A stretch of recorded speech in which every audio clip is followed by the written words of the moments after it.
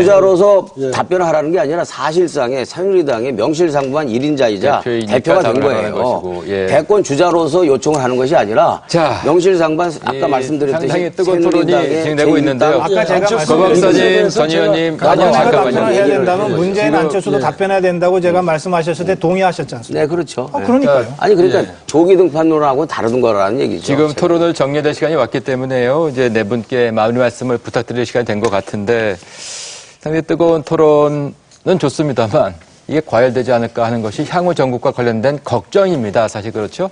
김 교수님, 이 걱정을 공유를 하시겠지요? 안 그랬으면 좋겠는데요. 어떨까요? 그렇죠. 근데 이제 안철수 교수에 대해서는 저도 간단히 좀 한마디 말씀드리자면, 개인적으로 안 교수를 몇 번 보기도 하고 그랬었기 때문에 드리는 말씀인데요.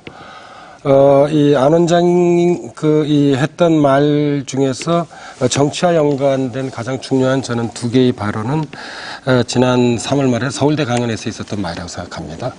하나는 사회 발전 도구로 쓰인다면 정치도 감당하겠다. 그리고 두 번째는 정치는 선택하는 게 아니라 주어지는 것이다. 그러니까 또 직업으로서의 정치에 제가 보기에 가장 중요한 거는 사실 소명의식이고요.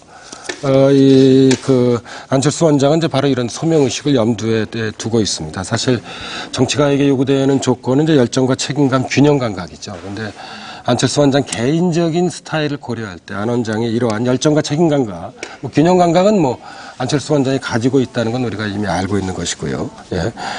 얼마나 이제 스스로 감당할 수 있을 것인가를 저는 판단할 시점에 정치에 대한 어떤 그런 의사 표시를 거의 할 거라고 생각을 하고 있습니다. 근데 좀 안철수 원장 입장에서 좀 말씀을 좀 드리자면 정작 이제 또 다른 대선 후보들 있지 않습니까? 박근혜 비대위원장이나 이제 문재인 상임 고문이 대선 출마 여부에 대해서는 좀 아까 전 의원님이 적절하게 잘 지적해 주셨듯이 이렇게 크게 요구하지 않는데 안 원장에게만은 유독 어떤 그런 이제 그 정치 혹은 대선 출마 여부에 대한 이제 그런 일종의 어떻게 보면 이제 집요한 어떤 그런 압박을 하는데 저는 이것은 약간의 어떤 그런 이제 정치적인 어떤 그런 이익이 그 배면에 깔려 있다고 조금 정리가 필요할 것 같습니다.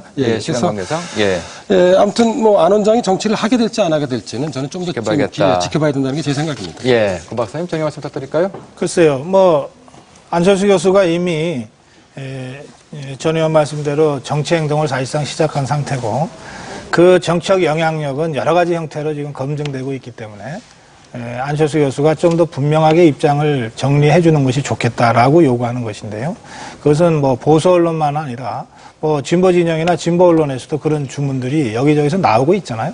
하여튼 그건 알아서 판단하실 거라고 보고요. 저는 이렇게 선거라고 하는 거는 특히 대통령 선거라고 하는 것은 일종의 시대 정신을 한번 정리하고 가는 의미가 있다고 보는데요.